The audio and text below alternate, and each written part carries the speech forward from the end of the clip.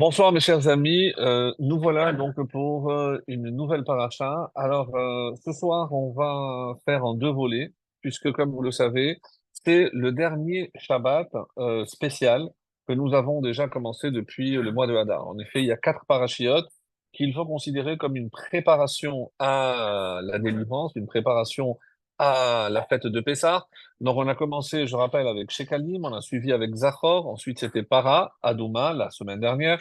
Et ce Shabbat, chez Parashat HaChodesh, donc il y aura une lecture supplémentaire concernant la règle qui consiste à proclamer le mois de Nissan comme le premier des mois.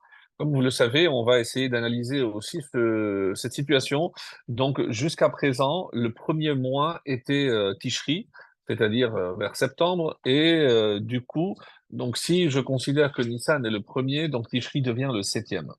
Alors, c'est donc deux Sifrei Torah qu'on va sortir ce Shabbat, et c'est le dernier Shabbat spécial avant Pessah.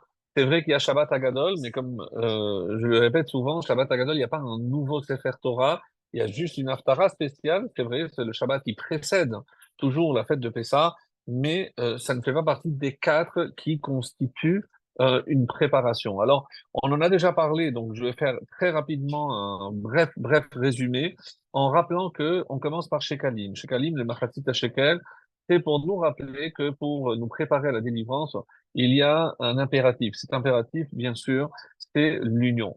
En rappelant que pour le shekel, on donnait que la moitié et que lorsqu'on voit les illustrations, comment les poutres rentraient, une poutre donc avait deux parties saillantes qui rentraient dans deux adanim, dans deux socles.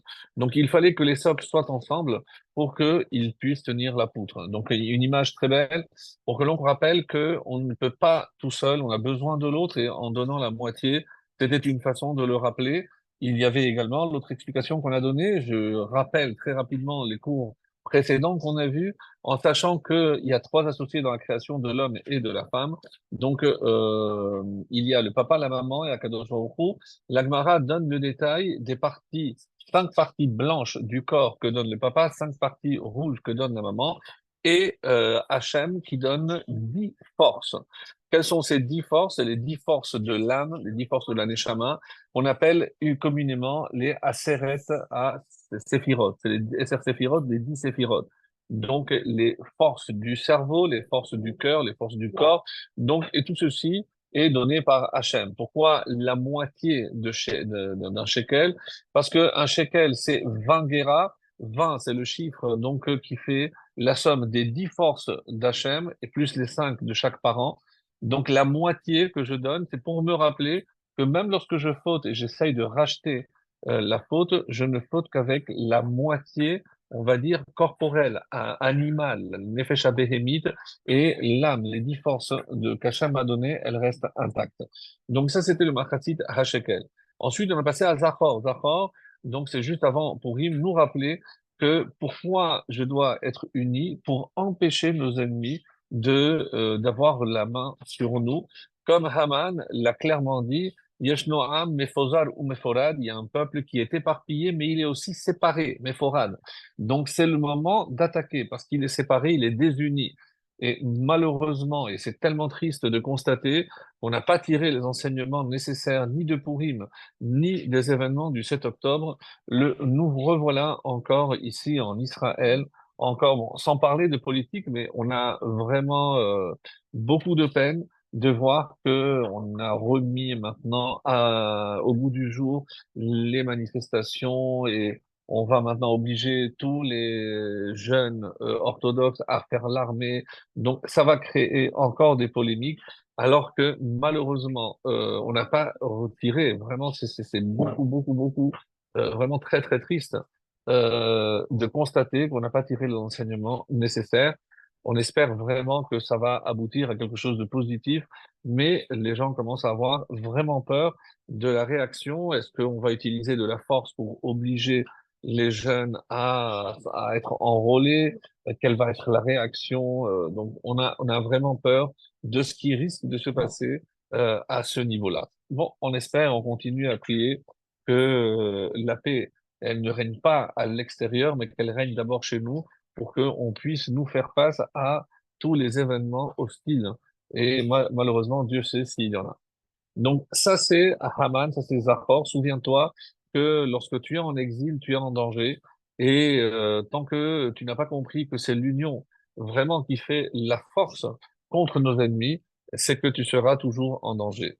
Ensuite, on a parlé de la Paradouma, on a vraiment expliqué la semaine dernière qu'est-ce que ça représentait, le fait d'aller vers ceux qui sont impurs, ceux qui sont loin de la source de la Torah, qui est la source de vie. Donc, des fois, je dois me rendre impur pour pouvoir leur venir en aide. Donc, qu'est-ce que cela veut dire? Donc, au niveau de la mort, comme on l'a expliqué la semaine dernière, je ne reviens pas dessus, mais encore une fois, cette notion d'aller vers l'autre, d'essayer de purifier, même si je dois sacrifier évidemment quelque chose. Donc, il est important d'aller vers les autres pour essayer de les purifier. Donc, et enfin, on arrive maintenant à Parashat HaChodesh. Qu'est-ce que cette dernière étape vient nous enseigner comme préparation à l'acceptation et surtout encore une fois, à la Géoula. Quand on parle de la préparation à Pessah, ce n'est pas simplement commémorer les événements du passé, mais c'est nous préparer aux éléments et aux événements à venir, au futur.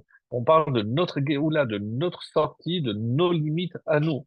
Et ces limites qui malheureusement continuent de nous encercler, de nous séparer, et ben, tant qu'on n'a pas compris que voilà pourquoi arrive à HaKodesh, on va essayer de comprendre qu'est-ce que cette mitzvah, pourquoi c'était tellement important, comme le dira Rachid dans le premier commentaire sur le premier verset, c'est par ce verset que la Torah tout entière aurait dû commencer. HaKodesh Hazeh Lachem, c'est la première fois que Dieu s'adresse à l'ensemble du peuple, et c'est la première mitzvah qu'on reçoit en tant que peuple. Évidemment, Abraham a reçu, Yitzhak a reçu, Yaakov aussi, le nerf sciatique et autres. Donc, mais en tant que peuple, c'est vraiment la première, c'est de proclamer le mois de Nissan comme le premier de tous les mois. Et qu'est-ce que ça apporte? Pourquoi c'était tellement important? Et encore une fois, comment cet événement-là, cette mitzvah de proclamer un nouveau mois, eh ben, peut nous préparer pour à la délivrance. Voilà un petit peu le programme. Et en deuxième partie, puisque comme vous le savez, dans cette paracha, il y a deux grandes parties. La première, on en a parlé, c'est toute la conclusion des rites d'investiture des Kohanim et du tabernacle, puisque le titre que l'on donne à cette paracha, Shemini, Vahi Bayom Hashemini, c'était le huitième jour, qui correspond au premier Nissan de l'an 2449.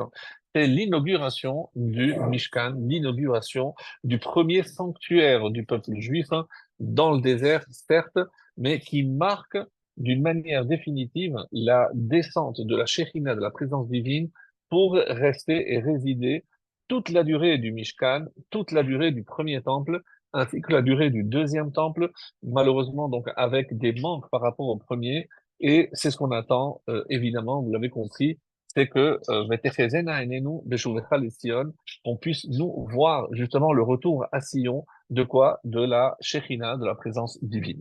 Alors, pourquoi ce titre? On va en parler, mais si la première partie parle de la conclusion donc de ces rites d'investiture, de l'inauguration à proprement parler du Mishkan, on verra que dans la deuxième partie, apparemment, ça n'a pas beaucoup de lien, mais on va parler de pureté et d'impureté concernant essentiellement les animaux, c'est-à-dire la consommation des animaux qui sont appelés purs, ce que je peux consommer, et les animaux qui sont impurs, ce que, évidemment, il m'est interdit de consommer. Comment les reconnaître? Donc, il y a des signes pour les mammifères, pour les béhémoths, pour les animaux, et il n'y a pas tellement de signes pour ce qui est des volatiles, mais il y a, comme vous le savez, des noms. Alors, je vous les donne un petit peu pêle-mêle parce que c'est vrai qu'on n'a pas l'habitude de les entendre, mais on parlera évidemment du vautour, du balbuzard, l'épervier, la mouette, le coucou, l'autruche, le corbeau, le vautour commun, le petit duc, le cormoran, l'effraie, chauve-souris, pélican, la huppe, le héron, la cigogne, ainsi que les reptiles et les rampants, qui sont le caméléon, l'hérisson, le crapaud, la souris, la belette, le lézard, l'escargot et la taupe. Donc, ça, c'est un petit peu la liste qui nous est donnée dans cette paracha concernant ces animaux rampants qui peuvent rendre un juif impur. Donc, on va essayer de définir pourquoi il a fallu donner tellement de limites et d'indications concernant la consommation, sans parler évidemment du non-mélange de lait et de viande, la séparation entre l'un et l'autre, plus tout ce que les Chachamim vont rajouter, donc à l'interdiction de mélanger du lait et de la viande. Et ils vont rajouter aussi la volaille et la viande, qui est des Chachamim, des Rabbanan, qui n'est pas dans la Torah, puisque d'après la Torah, il ne s'agit uniquement que l'Otevachel Gedi. Gedi, c'est le veau, donc c'est ce qui ressemble à l'animal désigné par la Torah, donc pas les volatiles, ils font partie d'une autre catégorie. Alors, on va commencer, si vous voulez bien, par Parashat HaChodesh. C'est vrai qu'on aurait dû commencer par la Paracha, mais on va faire un petit peu le lien par la suite, hein, et vous allez voir comment. Donc, nous avons donc des textes qui nous disent comment je sais quel était le mois de la création, puisque dans le traité de Rosh Hashanah, il y a une discussion de savoir si le monde a été créé en Tishri ou en Nissan. En tout cas, ce qui est clair, ce qui est marqué dans le livre des rois, et la référence est le premier livre des rois au chapitre 8, le verset 2, Vaïkahalou el hamelech Shlomo kol Israël beyer hachataim bechag hu hachodesh hashevi. Donc tout le peuple s'est rassemblé autour du roi Salomon. On parle ici de l'inauguration du premier temple, Bechag, donc, Rua Chodesh Hashevi'i, le septième mois. Et quel est le septième mois? Ici, les Chachamim disent Yerach HaEtanim, le mois des puissants, des forts. Donc, dans le traité de Rosh Hashanah, on dit Yerach Shenoldu Bo Etane Olam. C'est le mois où sont nés les puissants de ce monde. Qui sont les puissants de ce monde? C'est les Avot. Donc, avec évidemment une différence, c'est qu'on a des sources comme quoi Abraham et Yaakov sont nés à Tishri, mais pas Yitzhak. Pourquoi? Parce que rappelez-vous, Yitzhak, lorsque les anges sont venus annoncer à Abraham et Sarah la bonne nouvelle qu'elle tomberait enceinte, on dit que c'était à Pessah, rappelez-vous, il a donné à manger des Ugot Matzot, comme Pessah, comme le dira Rashi, Pessah Chaya, il s'agissait de Pessah, donc on ne comprend pas, parce que c'est anachronique, quelle sortie d'Égypte il y a encore, ça, on aura l'occasion d'y revenir, sauf si vous vous en souvenez, parce qu'on a déjà donné cette réponse. Quoi qu'il en soit, à ce moment-là, il annonçait donc par rapport à cette période-là, l'année suivante, tu auras un enfant. Donc de là, on comprend que Sarah a eu Yitzhak à Pessah, en tout cas à Nissan. Rappelez-vous aussi ce fameux Midrash qui dit que même le Mishkan dont on parle dans la paracha, qui a été fini le 25 qui se lève, et il n'a pas été inauguré, Dieu a dit non, remettez tout dans les cartons, et on va attendre le mois où est né Yitzhak, c'est-à-dire le mois de Nissan. Et on sait, puisque comme je viens de le dire dans l'introduction de cette paracha, il s'agit du premier Nissan de la deuxième année de la sortie d'Égypte, de 1449. C'est là où a été inauguré donc le Mishkan, le premier sanctuaire. Donc, d'après le Chida, dans son commentaire du Tanakh, Chomat Tanakh, il nous dit Etanim. Lorsque je regarde le mot Etanim qui s'écrit avec un Yud à la fin, sans un Yud après le Aleph, la Gematria c'est 501.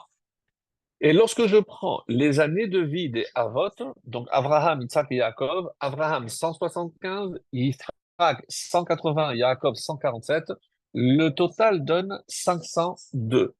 Et nous dit le Chida, c'est la gématria du mot étanim plus le kollel plus le mot lui-même, 501 plus 1, donc c'est 502. Donc encore une fois, une preuve supplémentaire que lorsqu'on parle du mois des puissants, les puissants ici, c'est les avot, c'est les patriarches.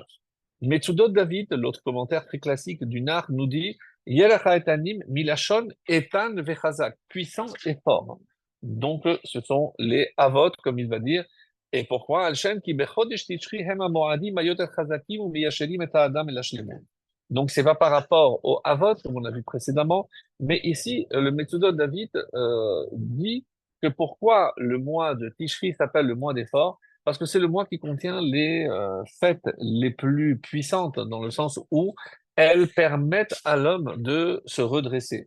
Il est jugé, rappelez-vous, il est pardonné, et il est protégé alors lorsqu'il rentrera dans la soukha. Donc c'est le mois qui contient les plus belles fêtes, les plus puissantes, donc Rosh Hashanah, Kippour et Sukkot, ainsi que Shemini Atzeret. Et c'est pour ça qu'on appelle ce mois le mois des Étanim, des forts. Alors, le Radak, Rabbi David Kimchi, donc un autre commentateur, il dit que le Jonathan, Targum Jonathan, dans l'araméen, il traduit Tirgem Bachodesh Haetanim Hakadmonim. Donc, les Etanim, ils appellent les ancêtres, les premiers, Kadmonim, ceux qui ont précédé. Pourquoi? Parce que les Kadmonim, les ancêtres, c'est-à-dire les Avot, Kareulo HaChodesh Harishon. Parce que qui a décidé que avant la sortie d'Égypte, hein, en tout cas, comme on se prépare à lire ce Shabbat, à Chodesh Hazelachem, juste avant la sortie d'Égypte, donc on va appeler ce mois le premier des mois. Donc, mais si maintenant il est le premier, donc mais qui était le premier avant? Parce que ça, c'est forcément pas Nissan. Donc, d'après ici le Radak, c'est Abraham, Isaac et Yaakov qui ont décidé que Tishri était censé jusqu'à présent être le premier. Vekaet ou Achodesh HaSheni. Et après, lorsque le peuple juif a vu le jour, donc avant même de quitter l'Égypte, donc le premier mois qui était Tishri passera à être le septième. Et il explique qu'il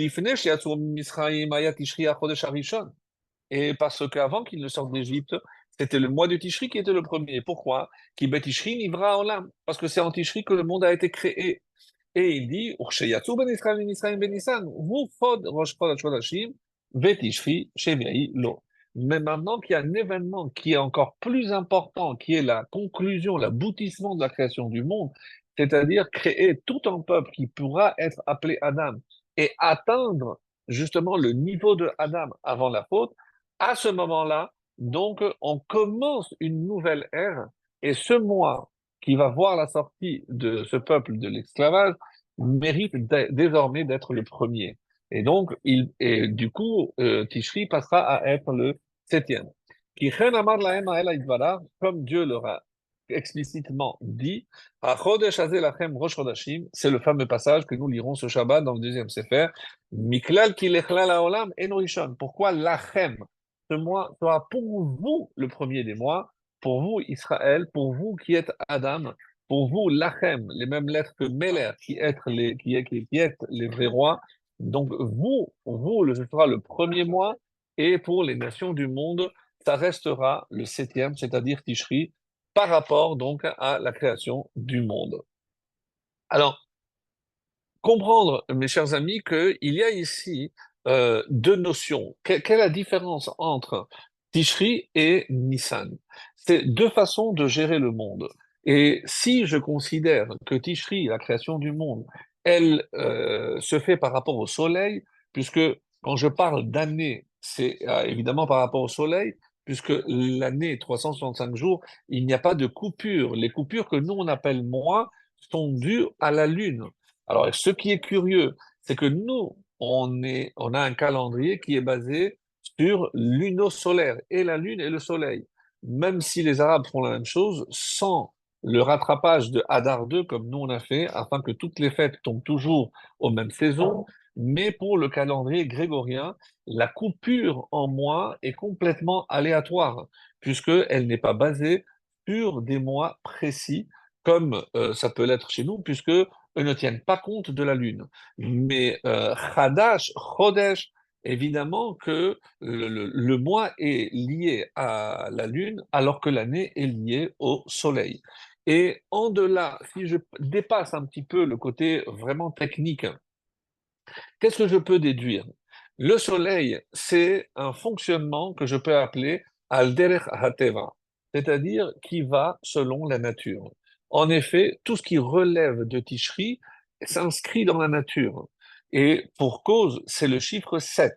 Le chiffre 7, rappelez-vous, donc c'est tout ce qui est lié à ce monde. Ce monde a été créé en 6 jours plus le Shabbat, le 7 jours, les cycles des années, c'est 7 fois 7. Donc, tout ce qui est lié à ce monde qui a aussi une fin. Donc, parce que tout ce qui est physique se détériore. Et là, je peux évidemment déjà vous dire qu'il y a une anomalie extraordinaire au niveau de la galaxie, au niveau des planètes et au niveau du système, de l'univers tout entier. Puisque nous constatons que tout ce qui est physique finit par s'user, par se détériorer et disparaître. Donc comment se fait-il qu'au niveau des astres, au niveau des étoiles, alors vous allez me dire, oui, il y a des étoiles qui s'éteignent, mais lorsque nous, le temps que nous, on perçoive la lumière, c'est tout ce que vous voulez. Mais ce qui est remarquable, c'est que comment, si d'après les estimations scientifiques, on parle de milliards d'années, comment dans des milliards d'années, il n'y a pas eu des accidents? Comment il y a des planètes qui ne se sont pas rentrées dedans? Comment dans notre petit système solaire, tout tourne de manière harmonieuse et tout fonctionne à merveille? Donc, comme on le dit d'ailleurs, mes chers amis, dans ce qu'on appelle Birkat Alevana, la bénédiction qu'on fait en présence de la lune. Il y a une phrase extraordinaire qui dit Chok uzman natan lahem shelo yeshanu et tafkidan. Dieu a imposé des lois très très précises à toute la nature. Shelo yeshanu et tafkidan. Ils n'ont pas le droit de déroger à leur fonction. C'est-à-dire, un jour, le soleil ne va pas dire je suis fatigué, aujourd'hui je n'éclaire pas ou la lune va tourner à l'envers. Ça n'existe pas. D'ailleurs, on le dit, et tous ces astres-là, Sassim ou Smechim, Laasod, Retson, Boram, Konehem. Donc, et ils sont heureux et ravis de pouvoir accomplir la volonté de leur Créateur. Pour El Emet, qui est un faiseur de bien, de vérité, Vela Levana, et puisque ça nous concerne, et à la lune, qu'est-ce que Dieu lui a dit? Amar Shetit Chadesh, qu'elle doit se renouveler. Donc, il y a ici, bon, je vous laisse voir la fin, un jour on s'arrêtera peut-être, mais c'est-à-dire qu'il y a une injonction et on doit s'inspirer, nous, quand on voit cette création et toutes ces créatures qui sont restées après des milliers, des milliards d'années, si vous voulez la version scientifique, des milliers d'années d'après nos calculs à nous, peu importe. Mais quoi qu'il en soit, c'est rester d'une fidélité à faire pâlir le plus grand des tzadikim de ce monde, puisque jamais n'ont dérogé à tout ce que Dieu avait imposé à ses créatures. Donc pour nous, c'est évidemment un exemple. Et c'est ce que on dit ici, que le texte que j'ai lu, finalement, pour nous rappeler que c'est précisément le mois de Tishri que a été inauguré le premier temple. Il y a l'air chez Noldu Boetanim, comme je viens de l'expliquer. Alors, curieusement, alors que nous, pour nous, les mois sont importants, euh, euh, euh, pour nous, les mois sont importants, mais ils n'ont pas de nom. Vous l'avez remarqué, c'est à Chodesh HaShevi, à Chodesh HaRishon. Il faudra attendre un des premiers textes où on commence à donner des noms aux mois. Précisément, c'est dans la Megillah que nous avons lu. On donne des noms, Tevet, il y a des noms déjà. Et donc, ces noms qui ont été donnés en Babylonie essentiellement, donc ne sont pas dans la Torah. Dans la Torah, il n'y a pas de nom, puisque ce sont des rangs. Le premier mois, le troisième mois. Alors, qu'est-ce qui a changé? Et je pense que c'est le plus important et la question la plus importante. Qu'est-ce que le fait que Hachem nous demande, avant même de quitter l'Égypte, de considérer ce mois comme le premier, qu'est-ce que ça a apporté? Pourquoi c'était tellement important pour être considéré la première des mitzvot, le premier des commandements que Dieu a adressé au peuple juif? Alors, il y a un avis très très intéressant qui dit, c'est que jusqu'à présent, je tiens à rappeler que qui c'est qui décidait du fonctionnement de la Terre et du cosmos? C'est Akadosh Baruch Hu. Mais dès l'instant où Hachem leur a dit, à Chodesh Hazeh Lachem, donc, je vous donne maintenant le pouvoir de décider quelle va être la réalité, comme c'est marqué. Comme c'est marqué, les malachim qui viennent voir Hachem, je dis, mais Hachem, c'est Rosh Hashanah. Je dis, non, j'attends qu'en bas, on décide. Et une des raisons, rappelez-vous, pourquoi les malachim ne voulaient pas, quand Moshe est monté chercher la Torah, pourquoi ils se sont opposés? Parce qu'ils se sont dit, mais c'est pas l'homme qui va décider, Hachem. Nous, on veut dépendre de tes décisions à toi, pas des décisions d'un Bassar Vadam, d'un Yelloud Isha, d'un homme qui a été enfanté par une femme. Non, on ne peut pas imaginer une chose pareille. Donc, pour eux, c'était extrêmement difficile de changer de patron, pour ainsi dire, le dire d'une façon claire. Donc, donner la force aux hommes de créer une réalité, parce que dominer le temps, mes amis, c'est dominer d'une certaine façon la réalité. Et oui, c'est nous les hommes, les chachamim, qui vont décider, évidemment avec des instructions très très précises, mais si c'est maintenant, ça va être Rosh Hashanah, ça veut dire que c'est 10 jours après, on va jeûner. Si, comme il y a eu des exemples où dans certaines parties on l'a fait trop tard et ils l'ont décalé, ils ont mangé alors que c'était normalement c'était déjà Kippour. Bon, ça, il y a des corbanotes pour puisque c'est évidemment shogeg, c'est pas intentionnel. Donc il y a il y a des détails sur ça. Mais ce que je veux montrer par là, c'est que lorsque Hachem leur dit à Chodesh Hazelachem, c'est pas juste un aspect technique. Maintenant, vous avez un mois pour vous. Non, c'est une réalité. Rappelez-vous, ceux qui avaient bien compris ce message, c'était les hellénistes, c'était les Grecs. Pourquoi ils se sont opposés à Rosh Chodesh? Mais qu'est-ce que ça pouvait bien leur faire? Ils ne pouvaient pas concevoir que ce soit l'homme qui détienne le pouvoir sur la nature. C'est l'homme qui décide de la réalité ici-bas. Ça, c'était quelque chose qui les dépassait complètement. Donc, il faut comprendre ici que par cette première loi qu'Hachem donne à l'homme, au peuple juif, c'est un pouvoir colossal de décider quelle est la réalité sur Terre. Il y a plein d'exemples dans la Gemara. Donc, si on a décidé qu'il devait y avoir Hadar 2, qu'une fille, entre-temps, elle a eu déjà 12 ans, est-ce qu'elle est déjà considérée comme une jeune fille ou pas? Donc, et il y a des choses extraordinaires dans le Talmud qui parlent justement de ce pouvoir colossal de décider de la réalité du temps ici-bas sur Terre. Donc, ne croyez pas que à Chodesh Hazelachem, alors on va le lire, puisque c'est effectivement une des raisons qui a été donnée. Pourquoi c'était important? Parce que si Hachem leur a demandé de prendre un agneau pour être sacrifié le 14, il fallait le prendre le 10, mais comment je calcule le 10? Je ne savais pas. Oui, mais maintenant que tu sais quel est le début du mois, tu comptes 10 jours, tu prends l'agneau, tu l'attaches, et 4 jours après, le 14, tu vas le sacrifier, et le soir, tu quitteras, tu pourras enfin quitter l'esclavage définitivement d'Égypte. Alors, comme c'est marqué, et c'est le texte que nous allons lire. החודש הזה, ויאמר השם אל משה ואל אהרון בארץ מצרים. On précise bien, on est encore en Égypte, donc il ne s'agit surtout pas de se sauver ou de prendre la poudre d'escampette, non. Et il a fallu quitter au vu et su de tout le monde, pas comme des voleurs. החודש הזה לכם ראש חודשים, ראשון הוא לכם לחודשי השנה. Ce sera le premier de tous les mois, et on le mélange ici, חודשי השנה. Donc vous allez garder une année, donc 12 mois, mais quel va être le premier de ces mois? C'est précisément Nissan. Rashi. Dieu a montré à Moshe, regarde, tu vois l'apparition de la nouvelle lune. Amarlo keshayariach mitradesh yelecha rosh chodesh. Chaque fois, comme maintenant, que tu vois la nouvelle lune apparaître, et tu vois à peine, puisque on a du mal à voir avant le 3 du mois, on ne voit pas beaucoup de lumière au niveau de la lune. Dieu a voulu montrer à Moshe exactement comment c'était. Il lui a dit, et chaque fois que tu verras ça, ça sera Rosh Chodesh, ça sera un nouveau mois. Ve'en mikra yotze midei pshuto. Mais il faut garder le sens littéral, c'est-à-dire, al chodesh Nisan amarlo, zielecha lerosh, les Seder Minyan HaChodashim. Mais sache aussi que ce mois sera le premier des 12 à venir. Chez Yehe, Iyar, qui va être après Nissan, Karoui Sheni. Il sera appelé deuxième, puisque l'incidence d'appeler Nissan le premier, c'est que Iyar, évidemment, sera le deuxième, etc. Sivan sera le troisième, etc.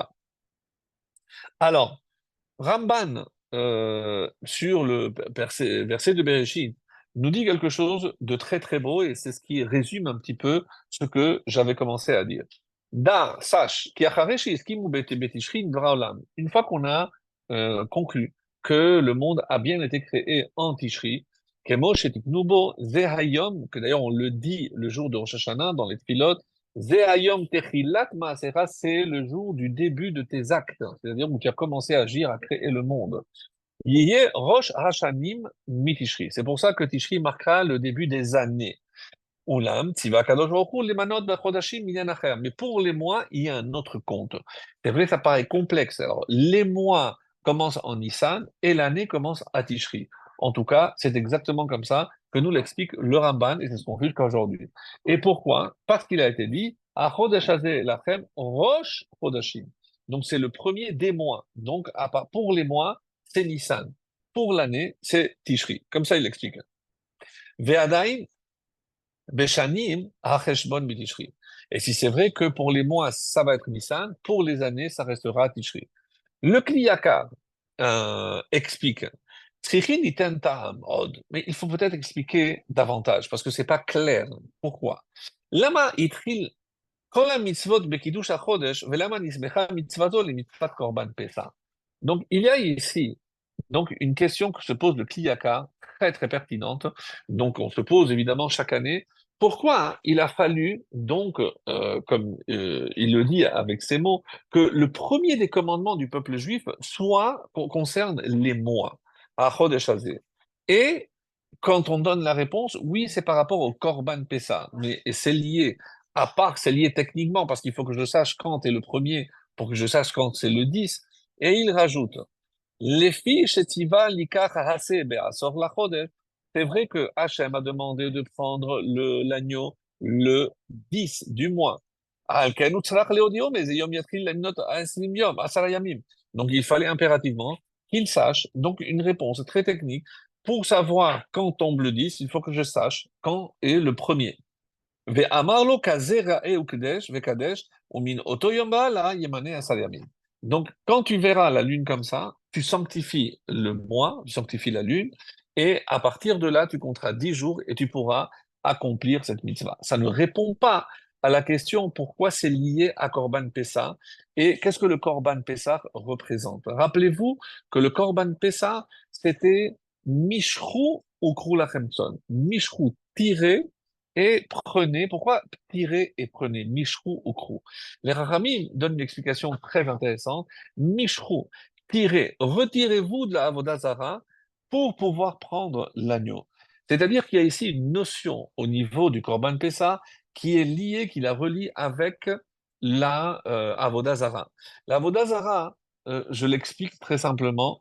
Donc, souvent on dit c'est le culte à des images, à des formes, à d'autres créatures, mais il y a au niveau de la profondeur et surtout de la pensée, qu'est-ce que ça veut dire la Avodazara? Alors d'une manière très simple, on peut dire que il y a, comme le dit Rambam, si bata si bot, la cause première de tout ce qui existe.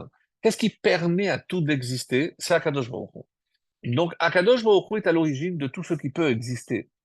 Si ça existe, forcément c'est parce que Akadosh Baruch Hu veut que ça existe. Si quelque chose doit disparaître, c'est parce qu'ainsi a voulu, c'est la volonté divine, comme on dit. Maintenant, si effectivement, je dis que tout est lié à Kadosh Baruch Hu, quand il y a donc une cause, il y a une conséquence. Qu'est-ce que c'est la Avodazara? C'est une coupure entre la cause première et la conséquence. C'est-à-dire, lorsque je vais immiscer ici, je retire Dieu, et qu'est-ce qui a causé cette conséquence? Je trouve une autre cause que Hachem. Ça, c'est la Avodazara. C'est-à-dire, c'est couper la réalité de la source première. Donc, et une façon d'ailleurs d'expliquer pour la paradouma qu'on n'a pas dit la semaine dernière, si on dit que c'est pour rectifier la faute du veau, alors que vienne un veau, non. Le veau est la conséquence. Mais quelle est la cause, la première? C'est sa mère, c'est-à-dire la vache. Donc, c'est la vache qui est à l'origine du veau. Donc, pour réparer la Avodazara et comprendre quelle est la vraie nature de la Avodazara, c'est lorsque je vais altérer cette relation de cause à effet de manière à ce que je vais créer une coupure. Et dès qu'il y a une coupure, ça s'appelle Avodazara. Donc, par rapport ici à ce qu'on disait par rapport au Korban Pessah, donc pour se rattacher à Hachem, parce que c'est le but évidemment de chaque juif, c'est de rester se rattacher à Hachem. Rappelez-vous qu'un un des aspects de purifier les impurs, c'était les impurs, donc ceux qui sont loin de la vie, puisque l'impureté provient de la mort, donc celui qui est impur, et donc c'est celui qui est en contact avec la mort, ou c'est celui qui s'est coupé de la vie. Ve'atem adevekim b'Hashem, et vous qui êtes attachés à Hachem, chayim, vous êtes en vie. De là, je comprends aussi la négation.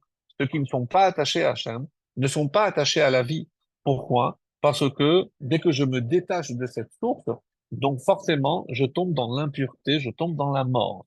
Et c'est ce qu'on va voir donc dans la transition avec le chiffre 8 qui est, encore une fois, celui du dépassement. Donc 7, c'est Tishri, c'est le septième mois. Donc ici, Nissan représente la surnature. Et c'est quoi la surnature? Comme le Maharal l'explique si bien, c'est le 8, celui qui est au-delà, comme Shmoné, comme Neshama, c'est les mêmes lettres. Donc ce chiffre 8, on a largement parlé à Hanouka, qui exprime donc ce qui est au-delà.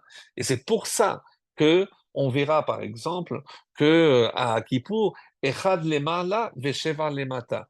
Un vers le haut et 7 vers le bas. Ça fait 8. Donc, tout ce qui est en bas, 7 en bas, parce que c'est les 7 forces qui retiennent, et parce que ce monde est représenté par le 7. Donc, sa Sheva, 7, c'est aussi Savea, c'est rassasié. Parce que tout ce qui est physique est à une fin. Et ici, il y a aussi le serment, Nishba, c'est-à-dire que je suis en train de m'engager sur quelque chose de concret dans ce monde, donc qui est représenté par le 7. Et le dépassement, c'est le symbole du 8. Donc, vous comprenez comment tout est relié par rapport au titre de la paracha, chez Mini, qui tombe très bien, parce que à Chodesh Hazé, qu'est-ce que c'est ici, Vaï Bayom Hashemini, donc le huitième jour. Mais on a dit que c'est le premier du mois. Pourquoi je ne dis pas Bachodesh? Parce que précédemment, on le sait, Moshe Rabbeinu a, pendant les 7 jours, monté le tabernacle, le démonté, il faisait tous les sacrifices, mais il n'y a pas de feu qui descendait du ciel. Donc, il n'y avait rien de fonctionné. Donc, pendant 7 jours, Moshe a fait, Aaron, les enfants, regardez faire pour apprendre, mais ne touchez à rien et ne faisait rien. Vahi bayom hashemini. Une fois que Moshe a conclu ces 7 jours de préparation, qu'on appelle Shtivat Yemei Miluim, après le chiffre 7, donc là rentre Aaron, et donc Aaron, à Kohen, donc, et là ici, comme vous le savez, donc on rentre dans la dimension du 8, Vahi Bayom Hashemini, et là oui, le feu va descendre. Là, on est dans la pure nature, et c'est pour ça qu'on va évidemment essayer d'expliquer ce HaChodesh Hazé, c'est comment je passe finalement de la nature à la surnature. C'est, mes amis, de ça qu'il s'agit. C'est pas simplement un décompte quelconque, non. Baruch ata Adonai Eloheinu melech haolam she'akol nהיה b'dvaro.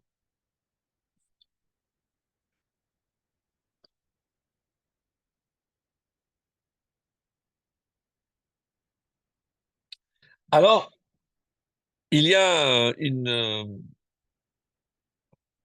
histoire pour montrer à quel point les Chachamim peuvent décider d'une réalité. Il y avait quelqu'un, une famille très connue ici à Jérusalem, de génération en génération. C'est une famille qui s'appelait Rivlin. Et à l'époque du Tzemar Tzedek, ce monsieur donc avait une très grave maladie au poumon et il est allé voir les plus grands spécialistes de l'époque. Ils lui ont dit, mais on est vraiment navré, mais il ne vous reste que quelques jours à vivre. Il est allé voir le Tzemar Tzedek et il lui a dit, prends toutes tes affaires et va à Tzfat. Pourquoi la montagne, l'air de la montagne? Il est allé à Tzfat, il s'est installé, il a vécu très très longtemps, tous ses descendants, une partie est descendue à Jérusalem, il a créé même une synagogue qui existe encore jusqu'à ce jour. Et dans un de ses voyages, lorsqu'il avait récupéré, il est retourné voir le Tzemar Tzedek parce qu'il lui a dit, il y a quelque chose qui ne va pas. Donc, est-ce que c'était l'air de Tzfat qui m'a guéri? Il lui a dit non. Je vais t'expliquer. La maladie, quand tu me l'as décrite, hein, j'ai découvert qu'on parle de cette même maladie dans le Shulchan Aruch, hein, dans le Shulchan Aruch, qui parle de la Shechita, et il y a une marloquette, il y a une divergence d'opinion entre le Rama, les Ashkénazes, Rabbi Moshe Isserles, et le Shulchan Aruch. Le Rama dit qu'avec cette maladie, on ne peut pas vivre plus qu'une heure. Donc cet animal est taref, donc on ne peut pas le consommer, on ne peut pas le tuer. Donc pour le Shulchan Aruch, il dit non, c'est pas une maladie mortelle et on peut vivre longtemps avec cette maladie et donc l'animal peut être, oui, consommable. Donc comme ici en Europe, c'est le Rama qui prédomine, donc moi je t'ai dit, va en Israël, à Tzfat, où a vécu le Shulchan Aruch, Rabbi Yosef Karo, et comme là-bas, la loi, c'est lui qui a dicté, et donc si lui a décidé qu'un animal pouvait vivre avec cette maladie, donc à plus forte raison un être humain, tu es allé là-bas et tu as prouvé. Alors, qu'est-ce que ça veut dire que Rabbi Yosef Karo décide que l'animal peut oui ou non vivre? C'est lui qui va décider. Mais la réponse, mes chers amis, aussi choquante soit-elle, oui, c'est ça ce qu'on est en train de dire. C'est-à-dire, si dans le Shulchan Aruch, le Chacham a décidé que c'est comme ça, eh ben, en Israël, eh ben, ça sera comme ça. Il décide de cette réalité. Donc c'est une force incroyable dont on ne mesure pas la force que Hachem a donnée au Chachamim. Vraiment, on ne mesure pas. Et donc c'est pour ça que je voudrais rajouter deux points, et après on passe au chapitre suivant.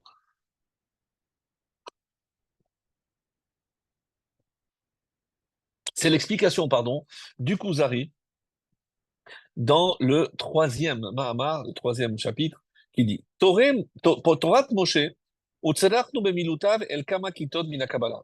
Donc, on a la preuve que pour comprendre la Torah de Moshe dans ces mots, on a besoin de ce qu'il appelle ici Kabbalah. Kabbalah, ici, c'est pas le Zohar. La Kabbalah, c'est la Torah orale.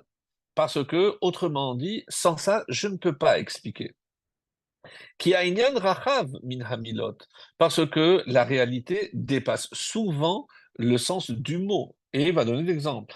Par exemple, et c'est pour ça que j'ai choisi cet exemple, quand Kaacher Amar, Achodesh Hazelachem Rosh Chodashim, ce mois sera pour vous le premier. Mais de qui on parle? De quel mois on parle? Comment je sais que c'est Nissan? Comment je sais que c'est pas Tishri? Comment je sais? D'où je sais? Puisque la Torah ne précise rien du tout à part ça. Alors il dit, Ha'im Ratzal Omar, Chodshei Amitzrim, les Égyptiens avaient leur calendrier, chez Ayub Benehem, au Chodshei Akazdim, ou alors peut-être c'est le calendrier des Kasdéens, qui avaient eux aussi un autre calendrier, chez Ayub im Abraham, ou le Kazdim, au Chodshei Hashemesh, ou alors parlons-nous des mois concernant le soleil, ou concernant la lune, mais de quoi on parle? Yashivuni akaraim tshuva maspeket, si les Karaïtes sont capables de me donner une réponse satisfaisante, ve'askim ledatam, moi je serai d'accord avec eux. Comme je rappelle, les Karaïtes, c'est ceux qui prétendaient qu'il n'y avait pas de loi orale. Mais c'est ce que le Kuzari démontre ici, le Rambam, dans le Moré Nevuchim, aussi à plusieurs occasions. Donc, on ne peut pas interpréter la Torah écrite sans la Torah orale. Vous les attacherez dans les bras et entre les yeux, mais de quoi on parle? Et entre les yeux, c'est ici, c'est pas ici. D'où je sais tout ça? Sans la Torah orale, la Torah écrite peut partir dans tous les sens. Donc c'est ce que essaie de démontrer ici. Et le Ibn Ezra donne une explication très belle. Moshe lo piresh Torah, nikva hashanim v'chodashim ve'im lo nitza aviv manaasa. Donc ici, c'est pas fixé. Moshe n'a rien fait. Ve'yesh litmoa peresh. Dine kol nigea metzora shehu nogea le'adam echad ve'lo ya'amod bechol zman. Donc, comment il pouvait discerner toutes les lois et les plaies concernant le Metzora, le fameux lépreux dont il va être question la semaine prochaine?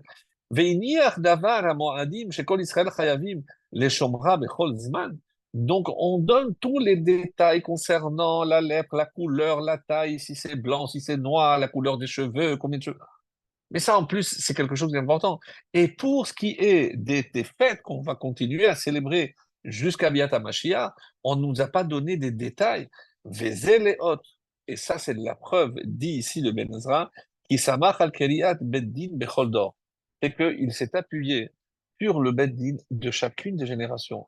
C'est-à-dire tous ces sages qui, chaque génération, apporteraient des réponses dont le besoin se ferait sentir pour chaque génération avec les problématiques que chaque génération allait engendrer.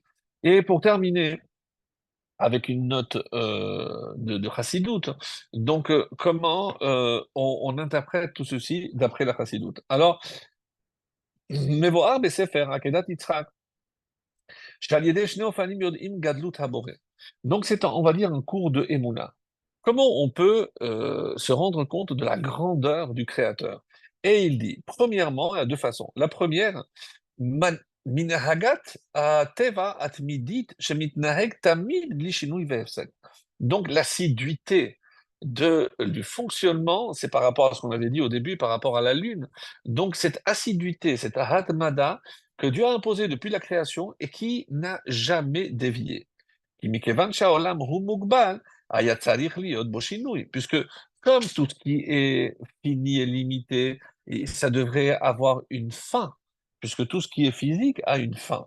Et il dit, והחידוש בהנהגת הטבע הוא שגם בעניין של טבע וגבול ישנו אינסוף. Comment je peux concevoir que dans de domaines physiques, matériels, interstellaires, ben, comment je peux imaginer que tout fonctionne comme si ça faisait partie de quelque chose qui est infini? כדברי הפסוק, עוד כל ימי הארץ זרע וקציר וקור וחום וקוראים, לא ישבותו, comme c'est marqué dans Bereshit, לא ישבותו, ça ne va jamais cesser.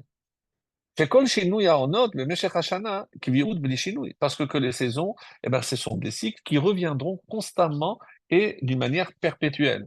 שאף שלפי טבע, הבריאה דבר מוגבל, משתנה וסופו להיות נספד לגמרי. Comme on l'a dit, mais normalement quelque chose qui est physique se détériore, termine par s'éteindre et évidemment disparaître. כמו שכתב רבנו בחיי, שהתינוק משעה שנולד מתחיל להתייבש. Donc, le bébé, dès qu'il commence à naître, il commence à se sécher, c'est-à-dire il se rapproche déjà de la mort, rappelez-vous. אבל צבא השמיים שמהם נמשכות תקופות השנה הם באופן של היעדר השינוי והם חזקים כיום היבראם. Mais tout ce que Dieu a créé dans les cieux, c'est resté comme le jour que Dieu les a créés. Ça, cette constatation devrait déjà nous suffire pour que l'on se dise, si c'est ainsi, c'est qu'il y a une main derrière qui forcément maintient tout ce qui existe de manière à ce que ça puisse perdurer. Comme quand je jette, l'exemple, je jette une pierre, je sais qu'elle va monter, mais à un moment donné, elle va retomber. Pourquoi? Parce qu'il n'y a plus de force d'inertie. Mais comment tous les astres continuent à bouger, à tourner, les galaxies entre elles, le système, comment c'est possible, l'univers tout entier? Donc ça, c'est la preuve qu'il y a derrière une force qui n'a jamais cessé, c'est-à-dire le Créateur du monde. Deuxième point qu'il dit, Ulam inyan hanes hu milashon harama ve'agbaha. Mais c'est vrai que tout ce qu'on a dit, c'est par rapport à la nature. Je vois la nature et je peux déjà déceler donc le Créateur. Mais il y a aussi la deuxième phase qui est celle de, comme je l'ai dit, Nes. Nes, on dit que c'est aussi un drapeau, une sorte de drapeau, parce que c'est quelque chose qui s'élève, pour que ça puisse se voir. Parce que là, je sors entièrement des limites de ce monde.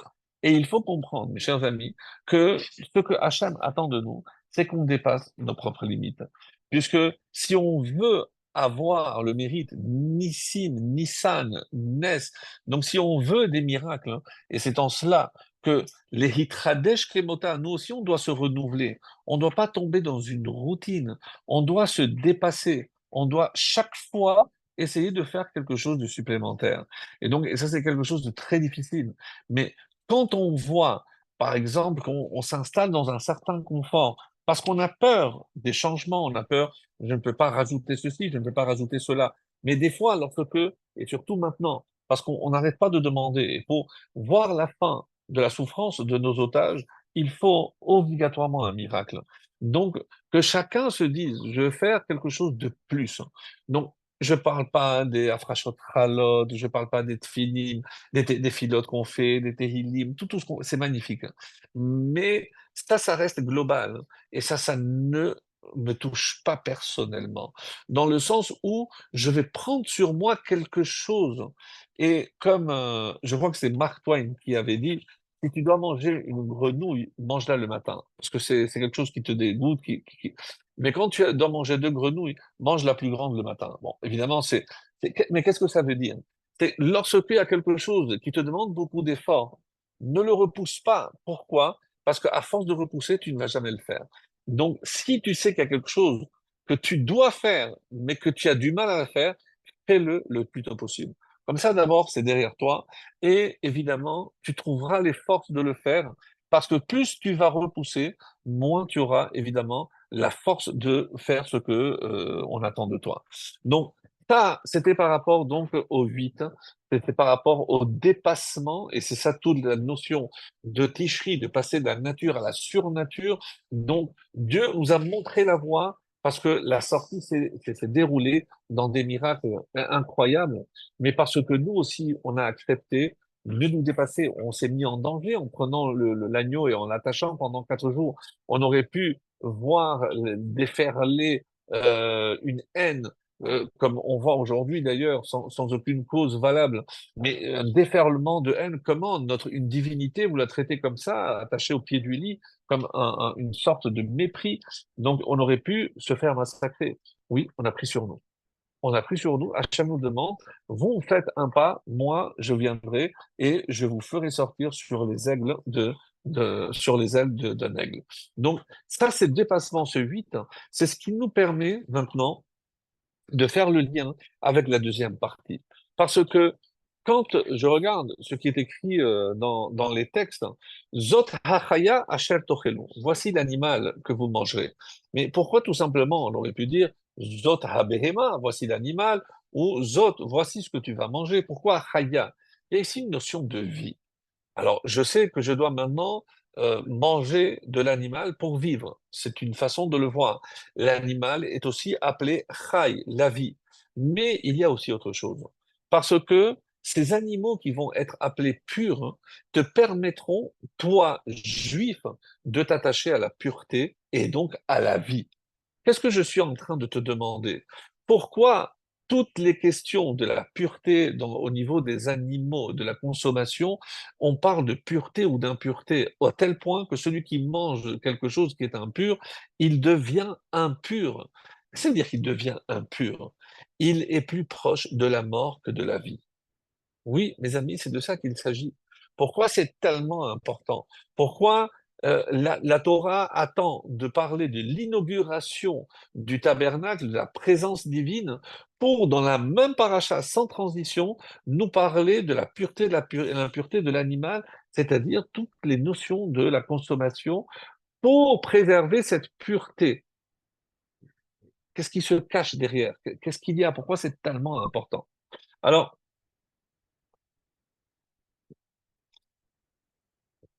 il fallait faire une différence avec les nations. Parce que vous connaissez l'histoire que Rachid, que pourquoi à nous on nous a interdit tout ça et pas aux nations du monde. C'est comme ces deux malades, un qui avait le diabète et l'autre qui de toutes les façons était mourant. Évidemment, celui qui était mourant, de toutes les façons, comme le médecin expliquera à son infirmière, le pauvre il va mourir alors qu'il mange autant mourir, autant manger tout ce qu'il veut. Mais celui qui a le diabète, il peut vivre, mais il faut éloigner tout ce qui contient du sucre parce que ça peut le mettre en péril. Donc c'est une façon d'expliquer pourquoi il y a une différence entre les nations du monde et nous-mêmes. N'oublions pas que les nations du monde, par exemple à Shavuot, à Sukkot, on a porté 70 sacrifices. C'est 7 fois 10 pour les 70 nations, les 7 jours de Sukkot. Oui, mais quand on arrive, donc parce que eux sont limités par le 7, mais quand on arrive à Shemini Atzeret, le huitième, là, il n'y a que Israël qui offre un animal. Parce qu'Hachem nous dit, là maintenant, c'est notre fête à toi et à moi. Donc les nations, c'est jusqu'au 7, nous, on arrive au 8. Donc là encore, c'est exactement la même notion. Donc nous sommes différents et c'est la raison pour laquelle, au niveau de la consommation, ça s'exprime de la meilleure façon. Oui, on aurait pu dire, par exemple, et on va prendre une autre, je ne sais pas moi, on aurait pu parler du Shabbat. Le Shabbat aussi. Le Shabbat, c'est que pour le peuple juif. Le Shabbat, c'est pas pour les nations du monde. C'est vrai. Alors, c'est d'ailleurs comme ça qu'on explique dans les Midrash.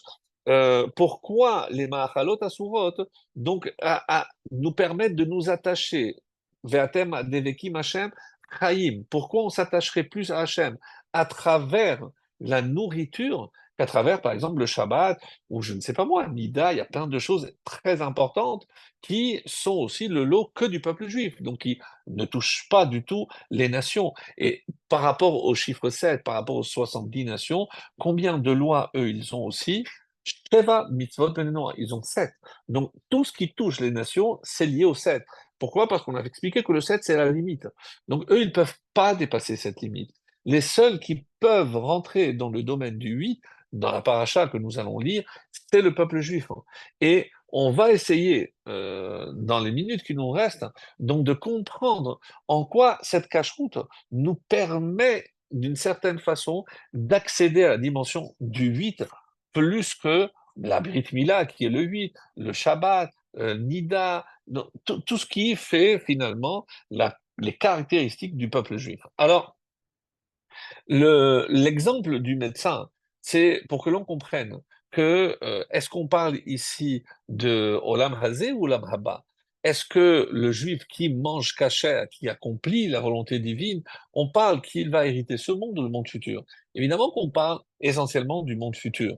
Mais d'ailleurs, quand je regarde dans l'ordre des parachiotes, juste après Shemini, à Tazria, la femme qui va enfanter, qui va ensemencer. Donc, euh, pourquoi il a fallu déjà qu'on comprenne l'importance de la cache-route?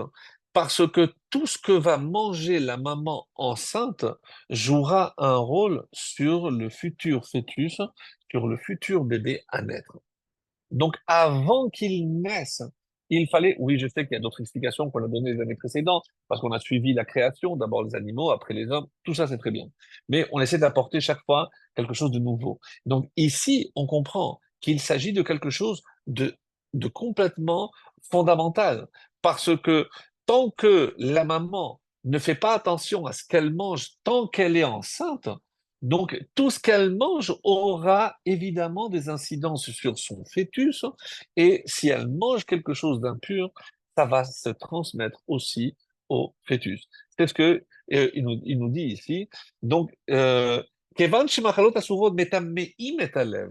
Parce que quand on a dit qu'ils se rendent impurs, les Chachamim disent non, ne dit pas rendre impur, mais bouche, metame, mais timtum halev. Donc, il va obstruer le cœur. Autrement dit, il va bloquer le cœur à tout ce qui est spirituel.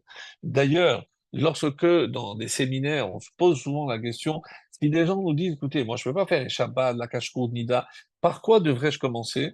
Eh bien, sans l'ombre de doute, et ça a été entériné par des Chachamim qui ont donné des preuves à cela en disant, non, Vadaï, c'est sûr que le Shabbat Hashuvah, mais moi, si tu me demandes, je pense que c'est la cache-route. Parce que tant que je ne m'attache pas à Hachem, je ne suis pas, tant que je ne purifie pas le cœur, et par tout ce qui est pur, donc je débouche le cœur. Et une fois que le cœur est ouvert, à ce moment-là, explique le Shabbat, explique Nida, tout ce que tu veux. Mais tant que le cœur est fermé, eh ben, je peux l'inonder de tout ce que vous voulez, ça ne marchera pas. Ça ne marchera pas. Donc, la cache-route est sans aucun doute la première étape. Je ne suis pas en train de dire que c'est la plus importante, mais si la Torah a choisi de mettre dans la paracha qui s'appelle Shemini, celle qui nous permet d'accéder à la huitième dimension, c'est que sans cela, je suis fermé, je suis bouché, je ne peux pas accéder à toutes les autres sphères. Alors, comme il est dit, et c'est Rachi qui rapporte, généralement, on dit Hamoti etrem beles Mitzrayim. C'est Dieu qui nous a fait sortir. Mais ici, on dira Hamaale, qui t'élève, qui te fait monter littéralement. Mais ici, Maale, qui t'élève. Et comme c'est marqué, Tana Rabbi Ishmael Omer, il m'allait lo ha'elet et Israël Mitzrayim, ela bishvil shel metamin et asheratim, qui arumot dayam. Donc, si je ne les ai fait monter d'Égypte vers Israël, littéralement, ne serait-ce que pour ne pas qu'ils se rendent impurs par tous les animaux rampants et impurs, eh ben, ça aurait suffi. Et ici, Mahalé, évidemment, c'est élevé, c'est les faire monter de grade. Parce que la cache-route, c'est celle qui me permet de me détacher de toute obstruction à mon corps, à mon cœur, et comme ça, je commence à m'élever. Alors, donc, le bébé dans le ventre de sa mère, donc, comprend déjà que si la mère fait attention à tout ce qu'elle mange, tout aura une influence positive sur le bébé. Isha kitazria ve'ada zacha.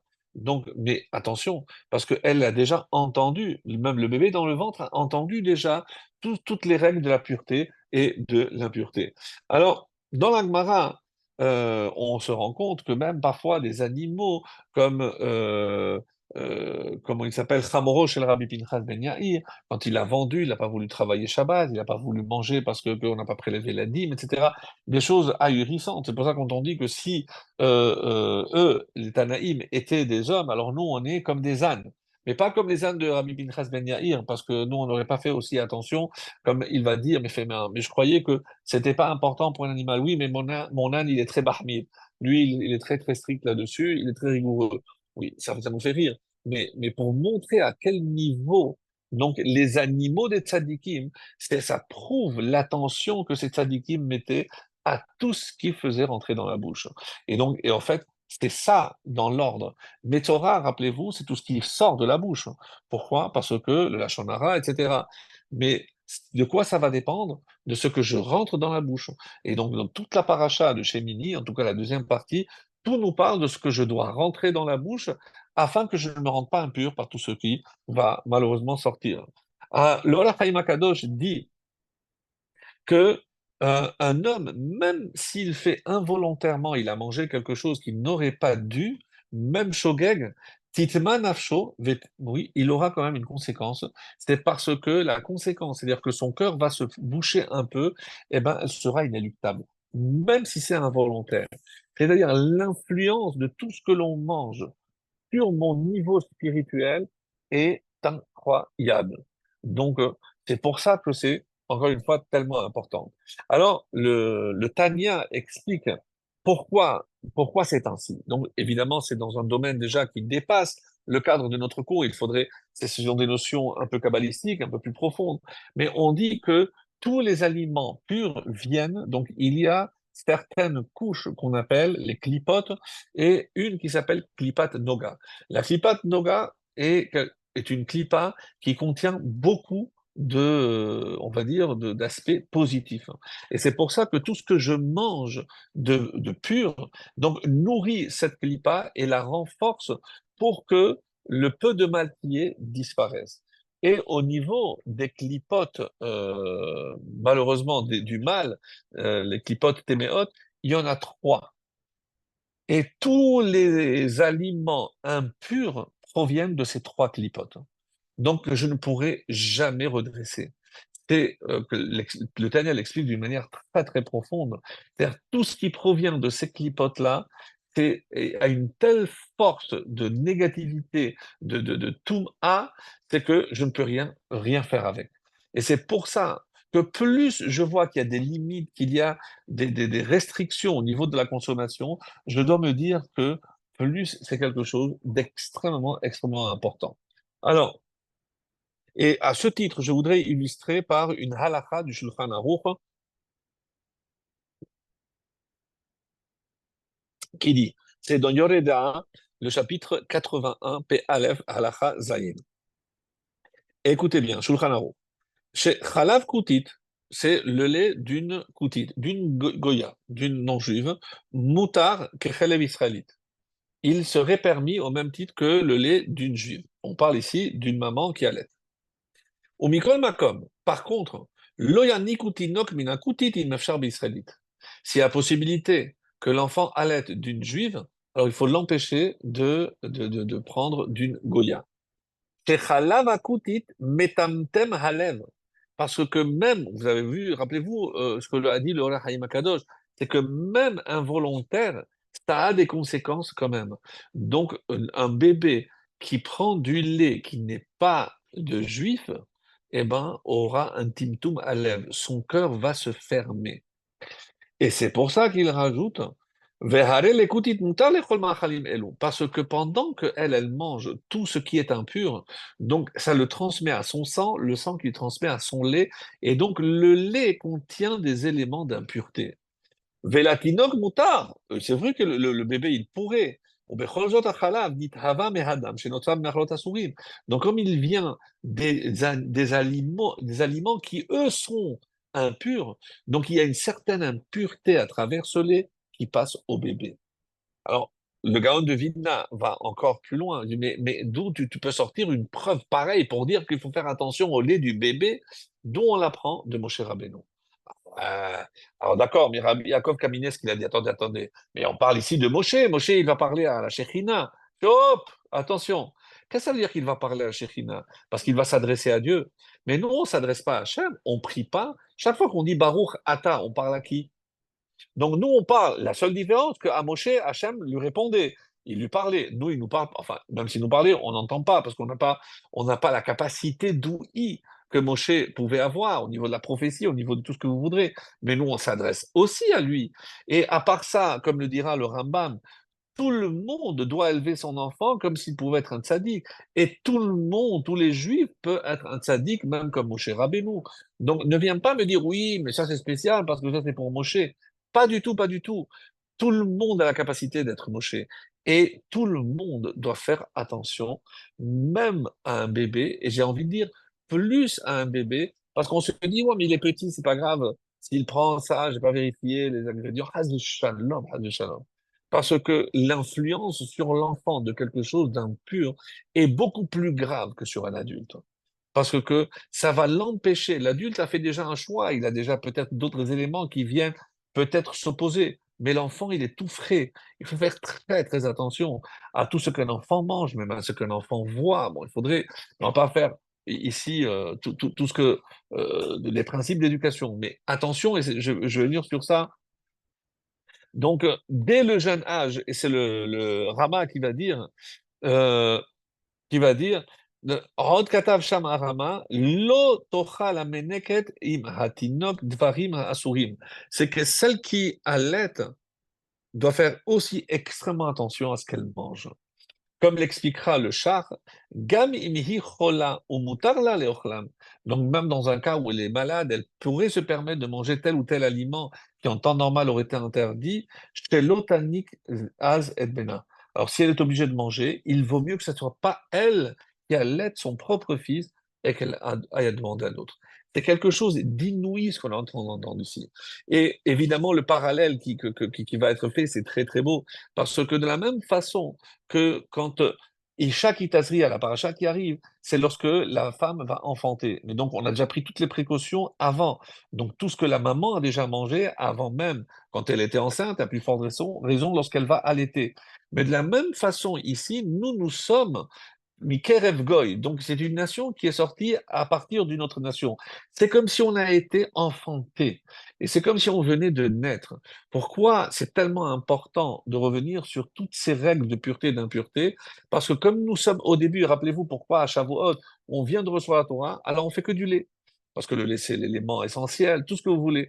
Mais parce que c'était extrêmement important au début de notre croissance, au début de notre existence, de notre naissance, que tout ce qu'on va manger soit appelé pur. Et rien qui puisse s'assimiler à quelque chose d'impur ne doit être consommé par nous. Alors, comme il est dit que Sarah, Henika banim Sarah, parce que tout le monde dit, mais non, c'est impossible que Sarah ait eu un enfant à son âge. Donc, on est venu lui donner, et c'est elle qui a allaité une ribambelle d'enfants. Vecholatinokot, vous savez ce qu'ils sont devenus? À cause du lait qu'ils ont pris chez Sarah pendant ces minutes-là, comme c'est marqué dans Avodah Zarah, Shamrou Bamidrash, c'est vrai que le halav, il peut rendre impur, mais le halav, il peut purifier aussi. On dit que tous ces bébés qu'elle a, que Sarah a été, ont fini par se convertir. Kola nefesh hashela su becharan, donc d'où est venu cet appétit pour le judaïsme? C'est venu du lait que Sarah leur a donné. Ça paraît incroyable. Donc, encore, de nos jours, le prix Hadash nous dit, Bismanenu en nizharim meinyanim, rov abanim yotzim et amudra. C'est vrai qu'on fait peut-être pas assez attention aujourd'hui. Et bon, on n'est pas trop regardant. En Israël, il y a moins de chances de tomber parce que la majorité des aliments sont quand même cachers. En Rousselet, c'est très difficile. La liste, pas la liste. Le lait, pas le lait. Surveiller, pas surveiller. Énormément de questions qu'il faut se poser et auxquelles j'espère avoir apporté des réponses extrêmement importantes ce soir, parce que on dit d'où vient justement le fait que tant d'enfants de nos jours, de notre génération, ils soient tellement insolents, à Zépanim, où on ne sent pas la hirat Hashem. C'est parce que eux n'ont pas, les parents n'ont pas fait attention aux enfants, mais peut-être que les parents eux-mêmes, lorsque la maman était enceinte ou lorsque la maman a allaité, elle n'a pas fait assez attention et il suffit d'un rien pour contaminer, c'est le mot, contaminer le lait et le rendre impur, de manière à ce que ce bébé, quand il grandira, il aura des impuretés. Des impuretés, encore une fois, comprendre qu'il aura des écrans qui l'empêcheront d'être sensible à tout ce qui est spirituel. Et il y a un rave, hein, je l'avais dit cette idée une fois, il me semble, qui s'appelle Rav Menachem Mendel de Rimnov. Il donne une explication magnifique. Il dit comment se fait-il que lorsqu'on voit des familles qui font tellement attention à la cache-route, qui font tellement attention à ce qu'ils donnent à manger à leurs enfants, et comment malgré tout les enfants tournent mal?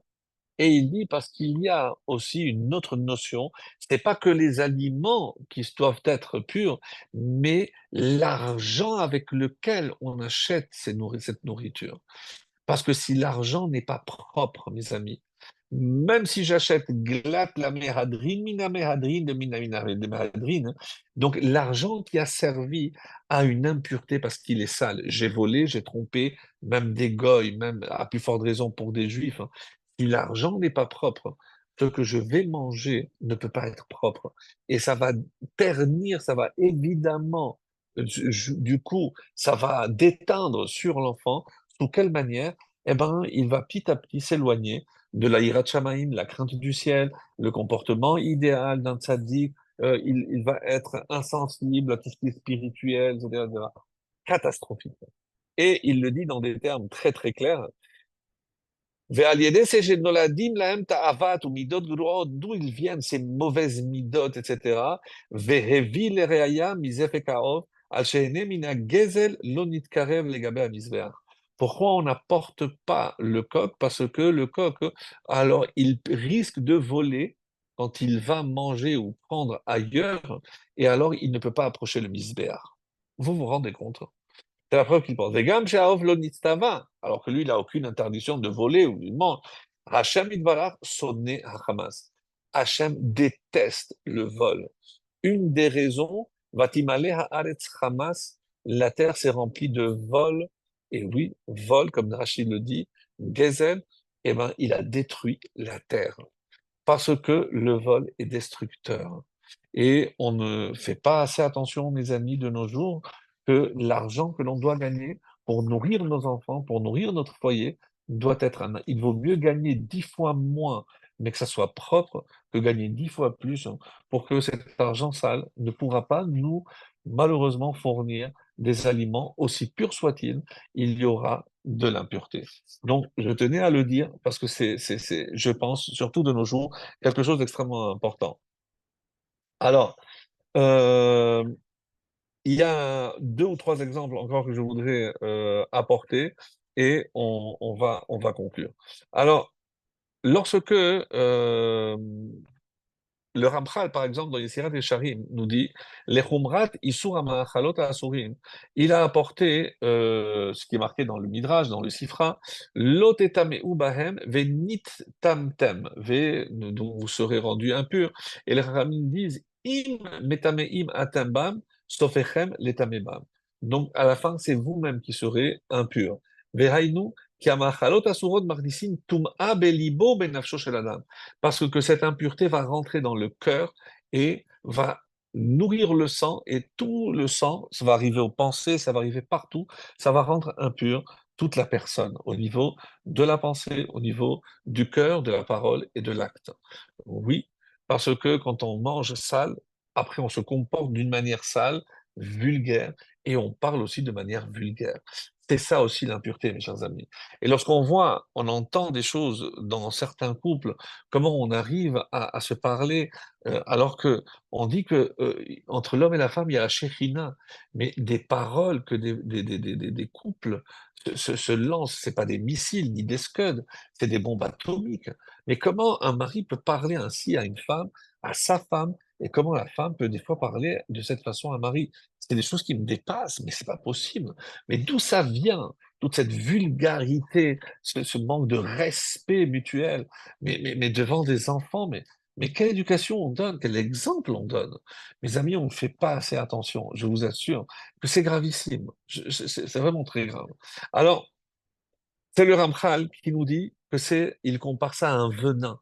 C'est comme si je mettais du venin dans la nourriture, même si la nourriture apparaît bien, mais quand je mange, le venin fera évidemment son travail nuisible et il finira par nuire et endommager le système immunitaire, le système digestif, le système respiratoire, tout ce que vous voulez.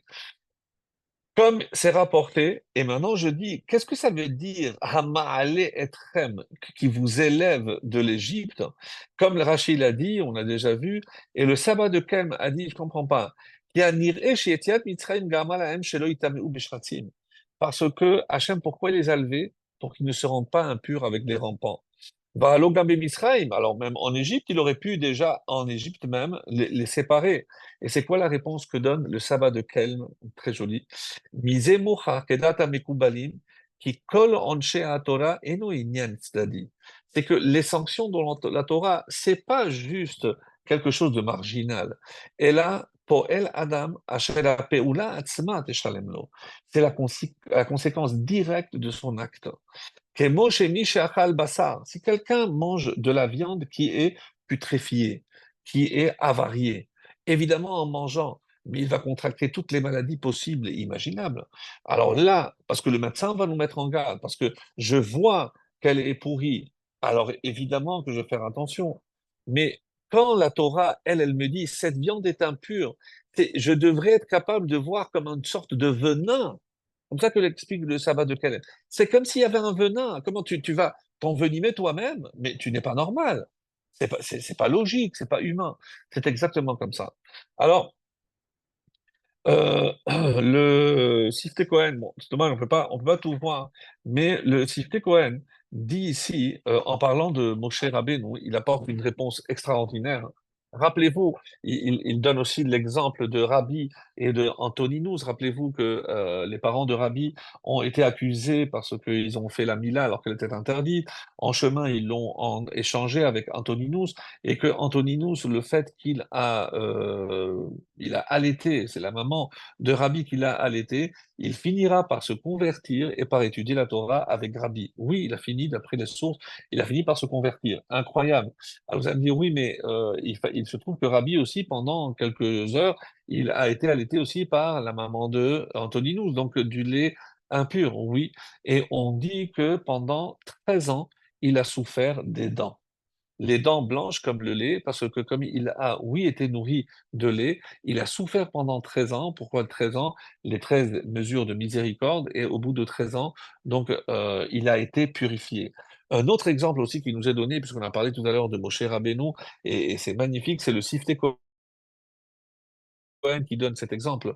Donc, rappelez-vous, lorsque Moshe, le petit Moshe, il a pris les braises, alors nous on dit, mais bon, pourquoi il a fallu quand même qu'il se brûle? Il s'est brûlé déjà les mains, parce qu'il s'est brûlé les mains quand il l'a prise. Alors il y a un midrash qui dit, Hacham il a fait un miracle et en prenant, il s'est pas brûlé. Parce que quelle est la réaction lorsque je prends quelque chose et je me brûle? Évidemment, je lâche. Donc comment il a eu le temps de prendre les braises, se brûler les mains et ramener à la bouche? Alors c'est que Hacham voulait que ces braises aillent à la bouche. Et le Sifte Cohen donne une réponse exceptionnelle, mes chers amis. Pourquoi? Parce que au début, avant que la petite Myriam ne vienne dire à Bithia, écoute, je vois que le petit là-bas n'arrive pas à se nourrir. Est-ce que tu veux que j'appelle une nourrice juive? Oui, vas-y. Mais avant, pour se rendre compte, on a forcé le petit Moshe avec des femmes qui étaient égyptiennes. Donc on a mis le lait, même s'il a rejeté, etc. Mais comme il avait malheureusement goûté un petit peu de ce lait, eh ben, vous savez pourquoi il a mis les braises? Pour purifier la bouche qui avait pris du lait impur. Voilà ce que nous dit le Sifte Cohen. Exceptionnel. C'est-à-dire, c'est pas une punition pour Moshe. Hachem aurait dû peut faire un autre miracle pour ne pas, sans qu'il se brûle. Pourquoi Hachem a voulu qu'il brûle? Parce que c'est une sorte, comme on va le faire bientôt, de cachérisation. Il a cachérisé la bouche qui avait goûté quelques gouttes impures. Oui, chers amis, ça va jusque-là. Ça va jusque-là, oui. Mais c'est ce que j'ai en train de dire, ça peut aller jusque-là. Donc c'est vraiment incroyable. Et je voudrais terminer avec une histoire du Baal Shem Tov. L'histoire du Baal Shem Tov. Alors, c'est vrai que j'avais raconté une la semaine dernière. Bon, bah, maintenant, on est branché un petit peu Baal Shem Tov, un peu chassidoute, comme d'habitude. Et c'est une histoire qui va bien nous permettre de conclure ce qu'on a vu aujourd'hui. Alors, c'est une femme qui n'arrivait pas à avoir d'enfant. Elle suppliait le Baal Shem Tov, et elle venait en larmes, en larmes, en larmes, en larmes.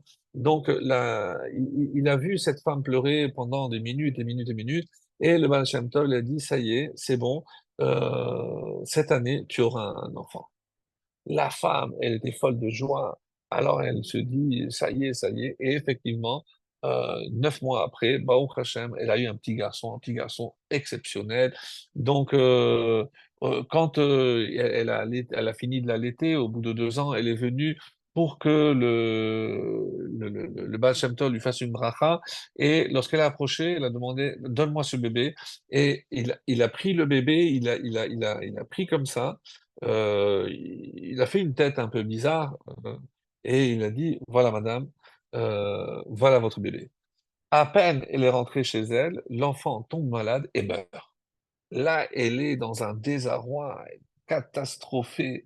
Alors, elle a senti que quand il l'a pris, il a fait quelque chose. Elle vient comme une furie voir le Baal Shem Tov. Vous avez tué mon fils. Qu'est-ce que vous avez fait? Pourquoi vous m'avez fait cette joie pour me l'enlever, madame? D'abord, calmez-vous. Je vais vous raconter une histoire. Asseyez-vous. Je vais ça prendre quelques moments, mais je vous demande de vous calmer. Il y a longtemps, il y a un roi qui n'arrivait pas à avoir d'enfant. Il a appelé son conseiller et il lui a dit, écoute, moi je commence à vieillir et je ne sais pas à qui je vais laisser mon royaume, il me faut un fils. Et ce conseiller lui dit, écoute, là, ce que je vois, c'est la seule façon, c'est les Juifs. Parce que je sais que tout ce que les Juifs demandent, Hachem, il leur accorde. Donc, vous allez les menacer. Soit ils prient pour que vous ayez un garçon, soit vous les jetez tous de votre royaume, de ce royaume, et oui, alors il convoque les notables de la communauté juive, et il leur dit l'ultimatum, c'est ou vous priez pour que moi j'ai un fils, sinon vous devez tous partir en laissant tout derrière vous. Donc, jour de jeûne, ta'anit, téphilote, etc. Les téphilotes montent jusqu'au ciel et la femme du roi tombe enceinte. Waouh. Donc, c'est un enfant qui naît, un enfant magnifique, d'une mémoire colossale. Tout ce qu'il entend, il mémorise. Un gaon, vraiment un génie. Et il a vite fait d'apprendre tout ce qu'il y avait à apprendre. Donc, il va voir son père, papa, j'ai envie d'apprendre plus. J'ai plein de questions. Donc, il fait venir l'homme le plus sage de son royaume, c'était le curé. Et le curé, il lui a dit, voilà, moi je suis prêt à consacrer tout mon temps, mais sachez que 2 heures par jour, je m'isole dans ma chambre. Il faut pas me déranger, il faut respecter. Oui, il n'y a pas de problème.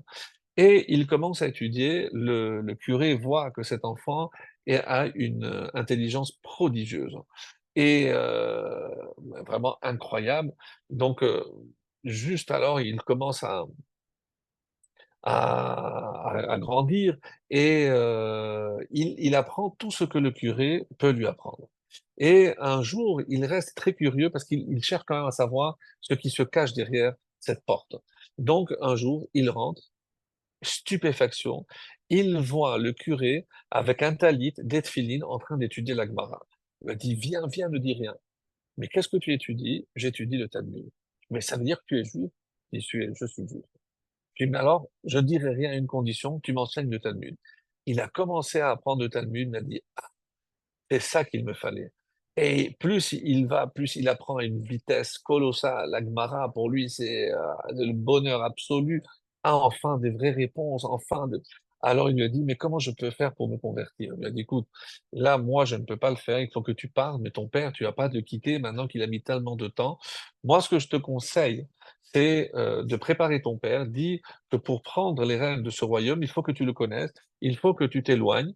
Et d'abord, tu vas partir 2 jours, après tu reviens, et pendant un mois, tu vas 2 jours, tu reviens, et après, comme ça, il s'habituera, et après, tu vas lui dire, tu pars pour une longue durée. Et je te dirai où aller, et tu vas là-bas te convertir, tu vas étudier la Torah avec des grands maîtres, et tu vas devenir. C'est ce qu'il a fait au bout d'un mois. Il est parti, il a étudié la Torah, il est devenu un génie, mais tellement qu'il était génie, c'est qu'Hachem l'a pris de ce monde très très vite. Et lorsqu'il est arrivé là-haut, il avait laissé tomber son royaume pour étudier la Torah et pour se convertir. Donc c'est un chassid, c'est un ger tzedek, etc. Donc il y a dans le ciel une discussion. Alors qu'est-ce qu'on va lui donner comme récompense, etc. Et là il y a l'accusation. C'est quoi l'accusation? Et vous allez comprendre pourquoi j'ai raconté cette histoire. Pour quelle accusation? Les 2 premières années de sa vie, il a pris du lait impur. Oui, c'est vrai, mais regarde tout ce qu'il a fait, il a tout sacrifié, il a étudié, donc oui, alors la sentence tombe, il faudra que cette âme descende pour que pendant 2 ans, il soit allaité par une juive pure, qu'il soit de la plus grande pureté. Et comme ça, il terminera ces 2 années et il remontera, il aura le Gan Eden comme un vrai tzaddik. Alors le Baal Shem Tov lui dit, Madame, vous avez compris que vous avez été choisie pour nourrir ce tzaddik pendant 2 ans. C'est-à-dire que vous avez une chance inouïe.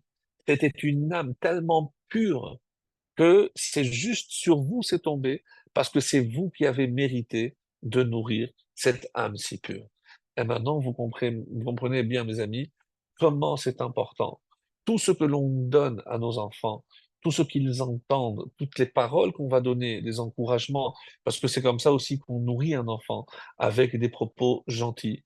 Eh ben, si on est capable d'éduquer nos enfants dont justement dans la pureté de la nourriture, la pureté de la parole, eh bien, on n'en fera peut-être pas des mochés, mais on va essayer d'en faire des tzadikim, et comme ça, on aura, Be'ezrat Hashem, le mérite de voir le Beth Amikdash pour qu'on soit tous purifiés et qu'on puisse enfin jouir de la vraie Shekhina très très vite et de nos jours. Amen.